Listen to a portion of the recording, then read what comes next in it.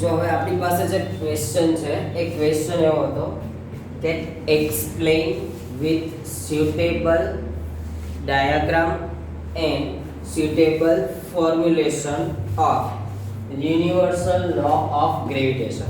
હવે આપણી પાસે ક્વેશ્ચન છે એમાં suitable diagram એ ડ્રો કરવાની છે અને એનું suitable formulation એ કરવાનું છે. suitable formulation નો મીનિંગ કે આ લો નું જે તમારું ફોર્મ્યુલા છે એ ફોર્મ્યુલા તમારે શો કરવાનું છે. સેકન્ડ થિંગ કે ફોર્મ્યુલેશન્સ કીધું હોય એટલે તમે એનું ફોર્મ્યુલા લખો છો તો એ ફોર્મ્યુલા ઉપરથી એનો જે યુનિટ થતો હોય એ યુનિટ પણ તમારે શો કરવાનો થશે. બરાબર?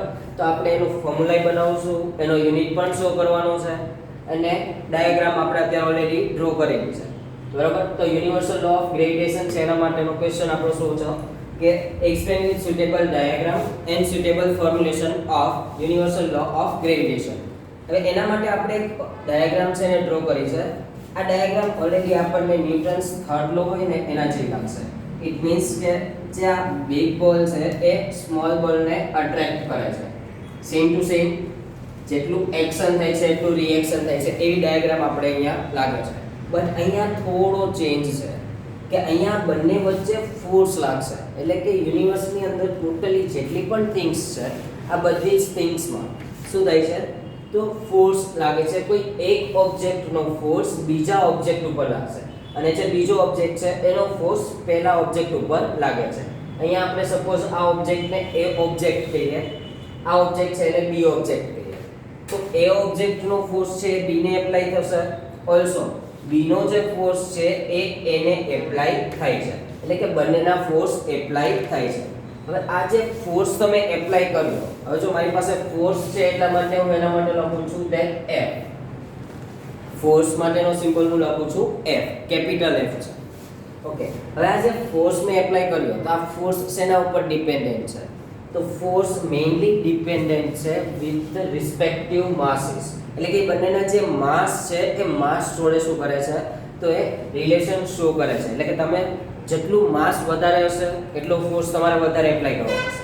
સપોઝ તમારી પાસે એક બાઇસિકલ છે અને બાઇસિકલને તમારે જે સ્ટેડી સ્ટેટમાંથી ત્યાંથી મૂવિંગ કરાવવું છે, તો સ્ટેડી સ્ટેટમાં છે ત્યાંથી મૂવિંગ કરાવો છો, ઇટ મીન્સ કે તમે ત્યાં ફોર્સ એપ્લાય કરો છો. હવે એ જ કન્ડિશનમાં તમારી પાસે બાઇસિકલ છે એની જગ્યાએ કાર છે, એ સ્ટેડી સ્ટેટમાં છે એનું મોશન કરાવવું છે. હવે આ બંને છે તો બંનેમાંથી તમારે જેનો માસ વધારે હશે ને ત્યાં ફોર્સ વધારે એપ્લાય કરવાનો હશે. ઇટ મીન્સ તમારી પાસે જે કાર હતી એ કારની અંદર તમે વધારે ફોર્સ એપ્લાય કરશો કમ્પેર ટુ યોર બાઇસિકલ. તો કારની અંદર વધારે એપ્લાય કર્યો ઇટ મીન્સ માસ વધારે હતો. તો સેમ ટુ સેમ અહીંયા આપણી પાસે જે બિગ બોલ છે એટલે કે જે ઓબ્જેક્ટ A છે એ ઓબ્જેક્ટ A નો માસ છે મારી પાસે કેપિટલ M. ઓબ્જેક્ટ B છે તો એનો માસ છે સ્મોલ m. હવે માસની અંદર વેરિએશન છે પણ જેટલો માસ હશે એટલો તો મારે શું કરવો પડશે ફોર્સ એપ્લાય કરવો પડશે. ઇટ મીન્સ ધેટ કે મારો ફોર્સ જે છે એ ફોર્સ ડાયરેક્ટલી પ્રોપોર્શનલ થાય છે વિથ રિસ્પેક્ટિવ માસીસ. એટલે કે હું કેપિટલ M લઉં સ્મોલ m લઉં અથવા તો બંનેની એકબીજા ઉપરની ઇફેક્ટ ચેક કરું છું તો બંને માટેનો ફોર્સ એડ થશે તો F is proportional to m into small m.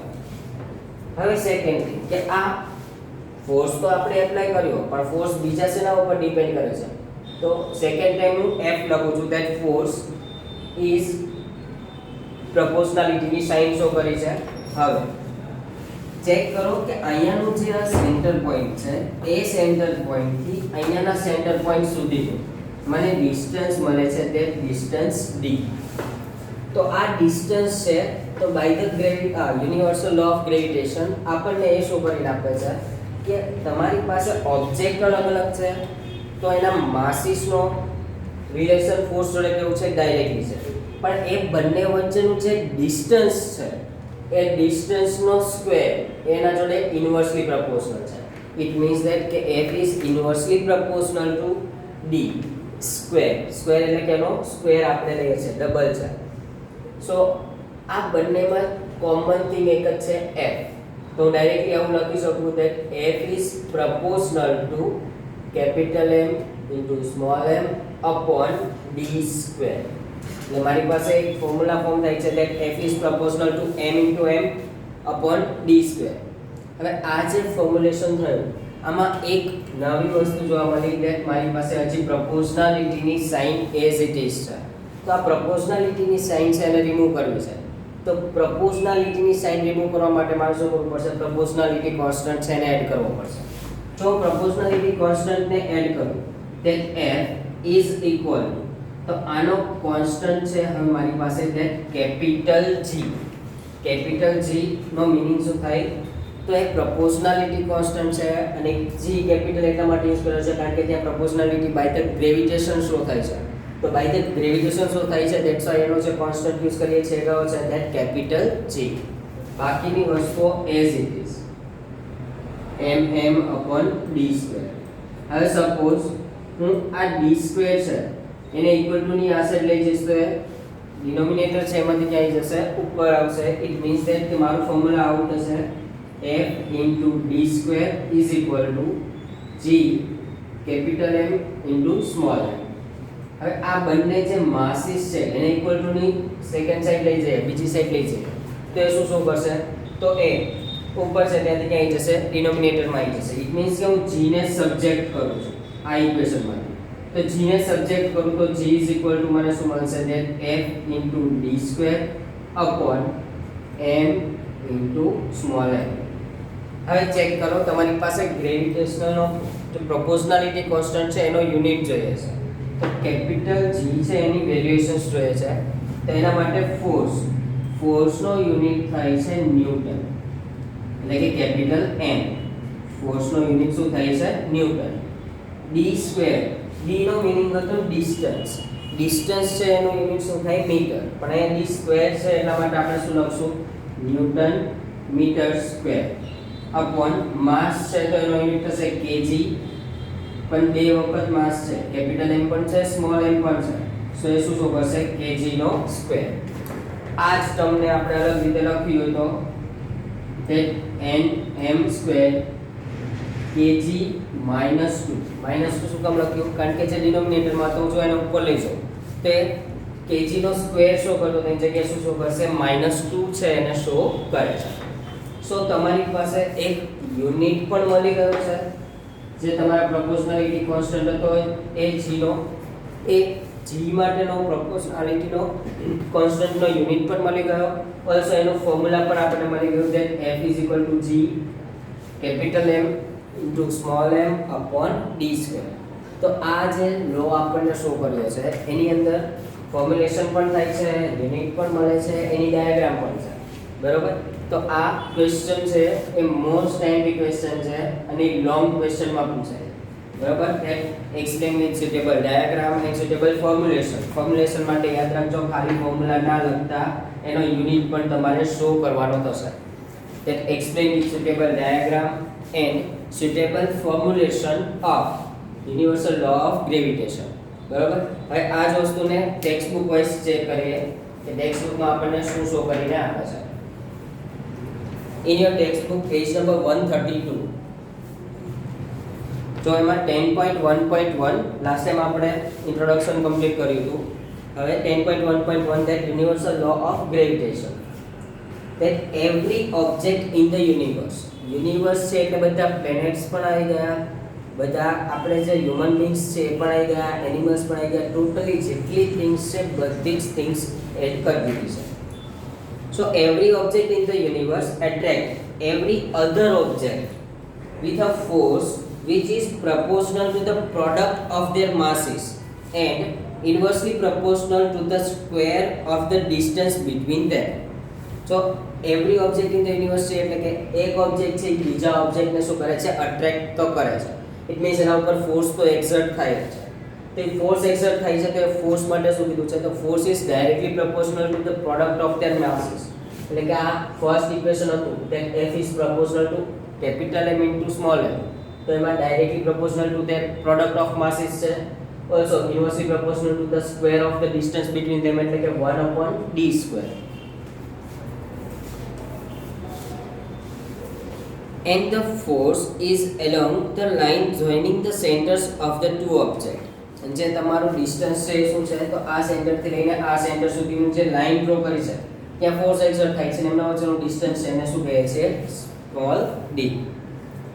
So diagram પણ આપી છે ટેક્સ્ટ બુકમાં, અને ટેક્સ્ટ બુકની ડાયાગ્રામની નીચે તમને આ ઇક્વેશન પણ શો કરી આપ્યું છે that f is equal to g capital M into small m upon d square. હવે આ ફોર્મ્યુલા તો તમને મળી ગઈ છે બરોબર, પણ એ ખાલી આપણને ઉપર માઇનર એક્સપ્લેનેશન હતું એમાંથી મળી છે. ડિટેલ એક્સપ્લેનેશન હવે નીચે આપ્યું છે. તે let us to object A and B of masses capital M and small m lies at a distance d from each other as shown in figure. ये हमारी पास બે ऑब्जेक्ट છે, that object A છે, object B. object A નો mass capital M છે, B છે object તેનો માસ small m છે, અને એ બંનેના centre point to the centre point સુધીનું ડિસ્ટન્સ કેટલું છે, that small d.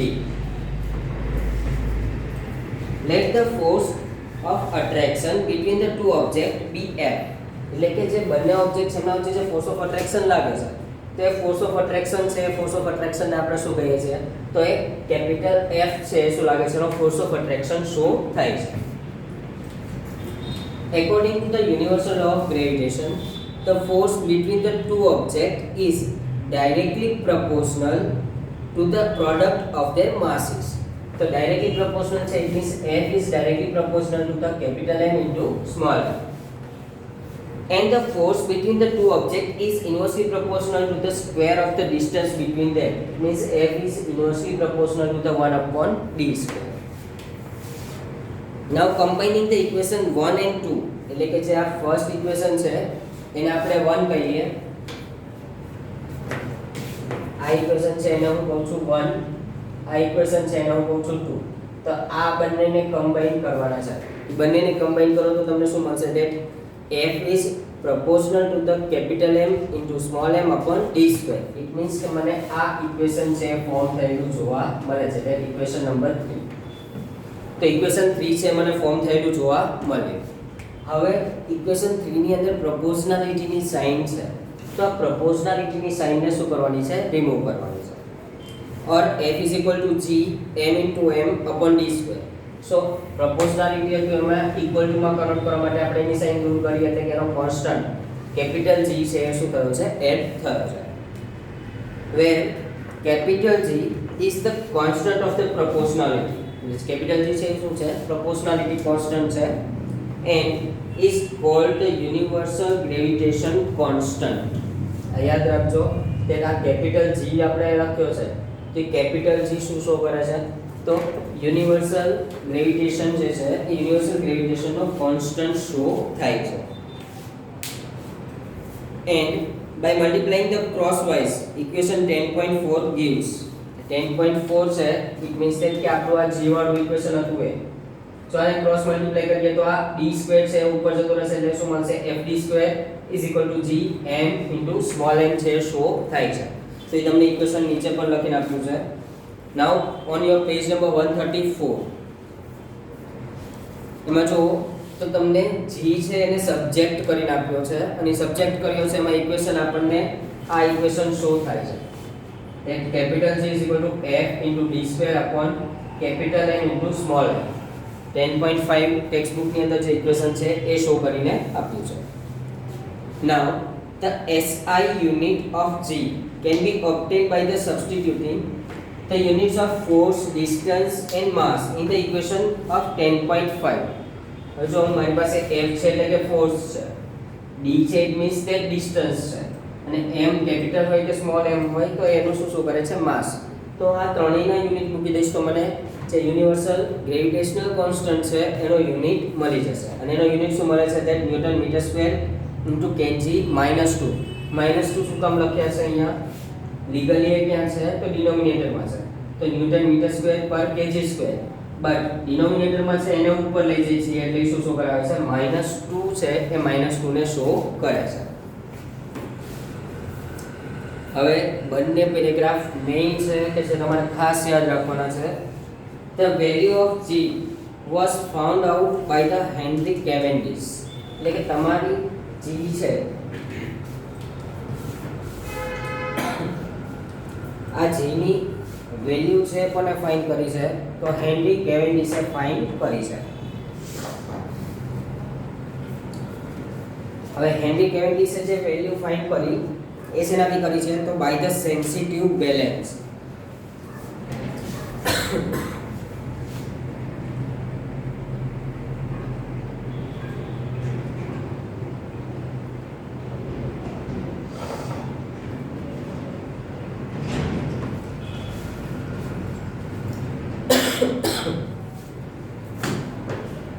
અહીં એક ચેમ્બર મેં ડ્રો કર્યું છે. ચેમ્બરની અંદર એક વાયર છે અને વાયર જોડે એક પુલી છે એને સેટ કરી છે. હવે હું આ કોઈ પણ ઓબ્જેક્ટ મૂકીશ તો એનો વેઇટ અહીંયા જે ડિજિટલ મીટર હશે ને ત્યાં શો કરશે. તો અહીંયા હું જસ્ટ ખાલી આના આખું ચેમ્બર છે, ક્લોઝડ ચેમ્બર છે, થોડી વાર વિન્ડો ઓપન કરીશ ને તો એની એર અંદર જશે. તો એટમોસ્ફેરિક એર અંદર જશે ને તો પણ આની અંદર કોઈ ને કોઈ રીડિંગ શો કરશે. તો આવું જે અરેન્જમેન્ટ છે એ કયું છે તો સેન્સિટિવ. અને સેન્સિટિવ છે બેલેન્સ છે. સેન્સિટિવ બેલેન્સની અંદર શું થાય કે તમે માઇનોર કોઈ પણ વસ્તુ એડ કરશો તે માઇનોર વસ્તુને પણ સેન્સ કરશે અને એનું વેઇટ છે શો કરીને આપશે. તો હેનરી કેવેન્ડિશે આ સેન્સિટિવ બેલેન્સનો જ યુઝ કર્યો અને એના વાઇઝ તમને G that universal gravitational constant છે એની વેલ્યુ ફાઇન્ડ કરીને આપી છે અને એ વેલ્યુ છે 6.673 × 10⁻11. that capital G છે એની વેલ્યુ કેટલી છે 6.673 × 10⁻11 યુનિટ ઓફ ફિક્સ છે તે ન્યૂટન મીટર સ્ક્વેર પર કેજી સ્ક્વેર. તો આ વસ્તુ તમને શો કરીને આપી. આ વેલ્યુ ખાસ યાદ રાખજો. ઘણીવાર તમને જે કોઈ પણ સમ પૂછ્યો હશે તો એ સમની અંદર g ની વેલ્યુ નહીં આપેલી હોય. મોસ્ટલી આપેલી હોય છે પણ અમુક સમની અંદર નહીં આપી હોય. જો નહીં આપી હોય તો આપણે વેલ્યુ છે આને આ પુટ કરવાની થશે. After that, we know that there exists a force of attraction between any two objects. તો આટલું આપણે પ્રૂવ કર્યું એટલે બે ખબર પડી આપણને કે ઓબ્જેક્ટ A હોય કે B હોય, આ બંને ઓબ્જેક્ટના માસીસના લીધે અથવા તો એમના ડિસ્ટન્સના લીધે આપણા ઉપર કોઈને કોઈ ફોર્સ તો એક્સર્ટ થાય જ છે. Now compute the value of this force between you and your friend sitting close by. એટલે કે તમે અને તમારો ફ્રેન્ડ ક્લોઝ બાય બેઠા છો અને તમારા ઉપર ફોર્સ લાગે છે કે નહીં એને તમે શું કરો છો કમ્પ્યુટ કરો છો.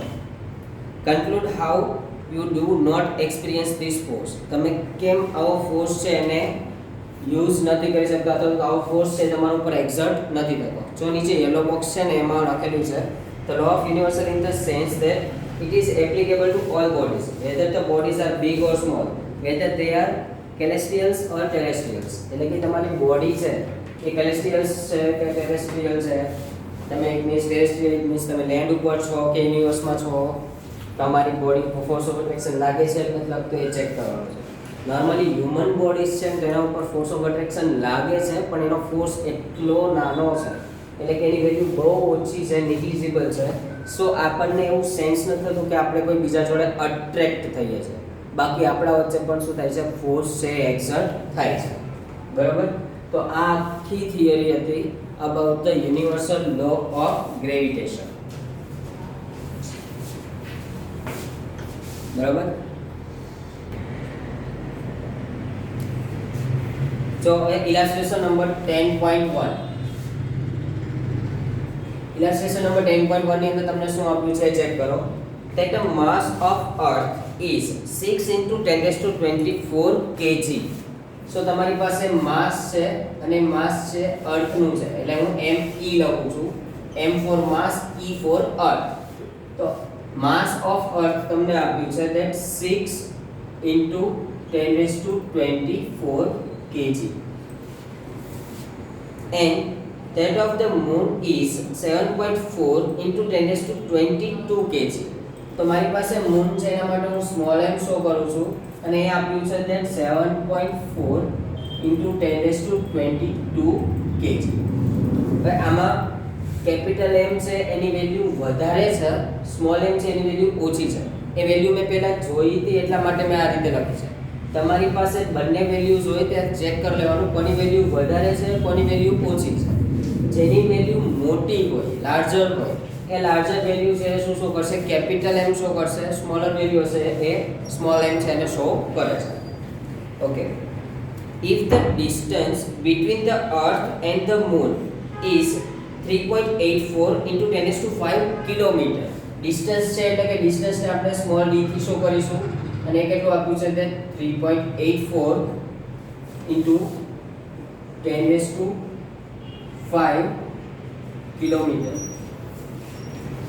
હવે આ ડિસ્ટન્સ છે એની અંદર 10⁵ છે અને એમાં પાછળ કિલોમીટર છે. યુનિટ યાદ કરો તો યુનિટની અંદર એ ચેક કરો કે કિલોમીટર ને આપણે મીટર યુઝ કરેલું ત્યારે આપણો યુનિટ શું હતો તે ન્યૂટન મીટર સ્ક્વેર પર કેજી સ્ક્વેર.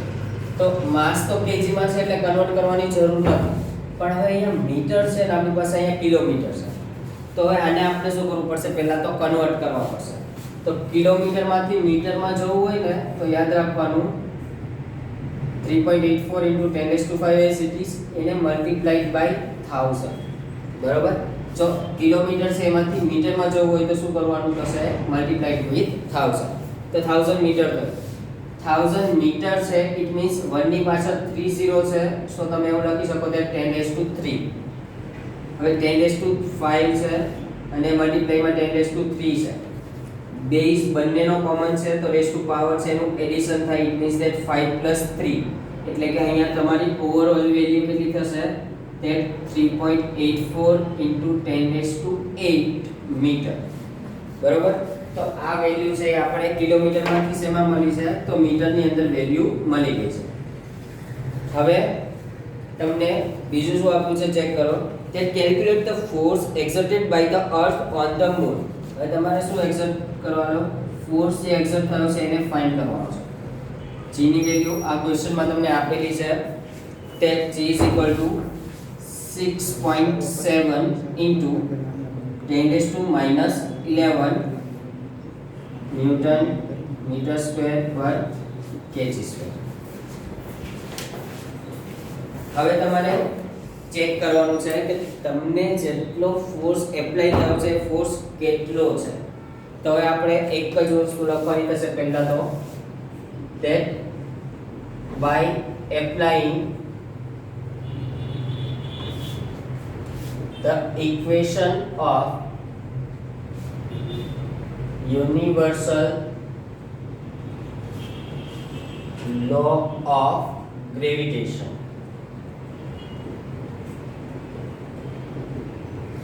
હવે આપણે યુનિવર્સલ લો ઓફ ગ્રેવિટેશન છે એની ઇક્વેશન એપ્લાય કરીએ છીએ તો એની ઇક્વેશન શું છે that F = G capital M * E એટલા માટે લખ્યું છે કે માસ ઓફ અર્થ છે એ શો કરે છે small m upon d square.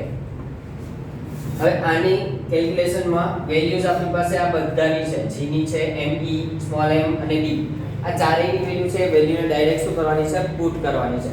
હવે ચેક કરો, પહેલા મારી પાસે g છે તો g ની વેલ્યુ કઈ આપી છે અહીંયા that 6.7 × 10⁻11 into mass of earth તે કેટલો છે that 6 × 10⁻24. also mass of moon કેટલો છે that 7.4 × 10⁻22 divide by d square. d તમારી પાસે આપણે મીટર વાળો કયો છે તે 3.84 × 10⁸ meter. so in bracket 3.84 × 10⁸ whole square. બરોબર. તો આટલી વેલ્યુઝ આપણી પાસે અવેલેબલ છે. હવે આનું આપણે શું કરવાનું છે, ડિવાઇડેશન અને મલ્ટીપ્લિકેશન ફોર્મ કરવાનું છે. જો સિમ્પલ કરવું હોય ને તો પહેલા રેઝ ટુ પાવર જેટલા છે આ રેઝ ટુ પાવરને તમારે સેપરેટ કરી દેવાના અને એને પહેલા તમારે લખી નાખવાના એટલે તમને આગળ પ્રોબ્લેમ ન થાય. બરોબર. સો હું લખી નાખું છું that 6.7 × 6 × 7.4 into 10⁻. હવે ચેક કરો અહીંયા મારી પાસે 10⁻, ઉપર કોણ છે તે 10⁻−11 છે, 10⁻24 છે and 10⁻22 છે. આટલી વસ્તુઓ એટ ધ અપર પ્રેઝન્ટ છે. 24 and 22 બધાના બેઝિસ સેમ છે એટલે બધાનું એડિશન થશે. સો 24 + 22 - 11. તો આનું એડિશન કરો અને પછી શું આન્સર મળે છે ચેક કરો. તો 24 + 22 ઇટ મીન્સ ધેટ કે 46 છે અને શું કરશે, હવે 46 માંથી 11 છે એને સબટ્રેક્ટ કરવાનું થશે બીકોઝ એ માઈનસ છે. બરોબર. તો માઈનસ છે એટલે કે 46 - 11 એટલે ઈઝીલી તમને આન્સર મળી જશે ધેટ 35. બરાબર. તો આ 35 છે તો ઉપર કેટલા આવશે તે 10⁻35 upon 3.84 into 3.84 રીઝન સ્ક્વેર હતો into 10⁸ છે એનો સ્ક્વેર. જો 10⁸ હોય એનો સ્ક્વેર હોય એટલે કે આ જ રીતે હોય 10⁸ into 10⁸ બે વાર લખવાના થાય. બેઝ સેમ છે, રેઝ ટુ પાવર નું એડિશન થશે, રેઝ ટુ પાવર નું એડિશન કરો એટલે કે શું મળશે 10⁻60. તો અહીંયા મળે છે મને 10⁻60. બરાબર. હવે આ ત્રણેયનું મલ્ટીપ્લિકેશન ફોર્મ કરો, અહીંયા બંનેનું મલ્ટીપ્લિકેશન ફોર્મ કરો, પછી બંને વેલ્યુઝને શું કરી દેવાની છે ડિવાઈડ, અને 10 પાવર છે. જો અહીંયા 35 હતો ઉપર 10⁻16 પોઝિટિવ છે પણ એ ડિનોમિનેટરમાં છે. જો હું ઉપર લઈ જઈશ તો એ માઈનસ થશે એટલે કે 10⁻16. અહીંયા પણ બેઝ બંનેનો સેમ છે. સો 35 -16 આ વેલ્યુ મારી શું થશે. હવે આ બંનેની માટે ચેક કરો કે 35 માંથી 16 ગયા તો 35 માંથી 16 જશે તો શું વધશે that 19 છે બાકી રહેશે. સો આનો આન્સર અહીંયા તમારો જે કોઈ ડિવાઇડેશન થી આન્સર આવ્યો છે એ આન્સર into 10⁻19 થશે. ફોર્સ છે એટલો યુનિટ છે, આપણે શું લગાવશું તે ન્યૂટન છે યુનિટ શો કરીશું. હવે ટેક્સ્ટ બુક ની અંદર ચેક કરો તો ટેક્સ્ટ બુક ની અંદર જે આન્સર આપ્યો છે તે 2.01 into 10⁻20 ન્યૂટન છે. તો આપણને 19 મળે છે, અહીંયા 20 છે. આનો મીનિંગ કે એને પોઈન્ટને શું કર્યો છે શિફ્ટ કર્યો છે. પોઈન્ટ શિફ્ટ થવો એટલે કે સપોઝ મારી પાસે 6.777 આ રીતની વેલ્યુ છે ઇન્ટુ 10⁻20 છે. તો આનો જે પોઈન્ટ છે આ પોઈન્ટને હું એકવાર રાઈટ હેન્ડ સાઈડ શિફ્ટ કરીશ તો એ ચાર્જ છે એને માઈનસ કરશે. બરાબર. યાદ રાખવા માટે ઇક્વેશન છે that MIR, M નો મીનિંગ થાય માઈનસ, I નો મીનિંગ થાય ઇન્ક્રીઝિસ, R નો meaning right hand side. So minus increases on right hand side. તો માઈનસ ઇન્ક્રીઝ થયો છે રાઈટ હેન્ડ સાઈડ માટે, તો માઈનસ રાઈટ હેન્ડ સાઈડ નો ઇન્ક્રીઝ થયો ઇટ મીન્સ ધેટ કે હું હવે લખીશ તો 67.77 પણ લખી શકું પણ એનો રેઝ ટુ પાવર શું થઈ જશે 10⁻19 થઈ જશે. એટલે કે હું એક પોઈન્ટ શિફ્ટ થયો તો -1, બે પોઈન્ટ શિફ્ટ થયો -2. બરાબર. જો આ જ કન્ડિશન છે અને હું લેફ્ટ હેન્ડ સાઈડ શિફ્ટ કરું છું ઇટ મીન્સ ધેટ કે અહીંયા મારી પાસે આવી વેલ્યુ છે ધેટ 20.10. હવે 20.10 છે સેમ ટુ સેમ અહીંયા પણ 20.10 જ છે. તો અહીંયા મને 20.10 into 10⁻19 લખો તો એ યુનિટ એનો ન્યૂટન, આ વેલ્યુ લખો તો એ આન્સર તમારો સાચો છે તે 20.10 into 10⁻19 ન્યૂટન. પણ જો તમારે આ પોઈન્ટ શિફ્ટ કરવો છે તો આ પોઈન્ટને તમે શિફ્ટ કરશો તો એ શિફ્ટ લેફ્ટ હેન્ડ સાઈડ થાય છે. રાઈટ હેન્ડ સાઈડમાં માઈનસ ઇન્ક્રીઝ થતું હતું, લેફ્ટ હેન્ડ સાઈડમાં પ્લસ ઇન્ક્રીઝ થશે. તમે એક પોઈન્ટ છે એ એક પોઈન્ટ લેફ્ટ હેન્ડ સાઈડ ખસો છો ઇટ મીન્સ ધેટ એક પોઈન્ટ આની અંદર એડ કરવાનો થશે. સો મને આન્સર શું મળશે તે 2.01 into 10⁻20 છે એ આન્સર મળી જશે. બરોબર. તો આ જે સમ છે એ સમની અંદર તમારે પોઈન્ટનું શિફ્ટિંગ પણ ચેક કરવાનું છે અને શિફ્ટિંગ ચેક થઈ જાય એના પછી એનો યુનિટ છે પણ લખવાનો છે. તમે આ આન્સર લખો 10⁻19 વાળો તો એ સાચો છે, 20 વાળો લખો તો પણ આન્સર સાચો છે. ઓકે.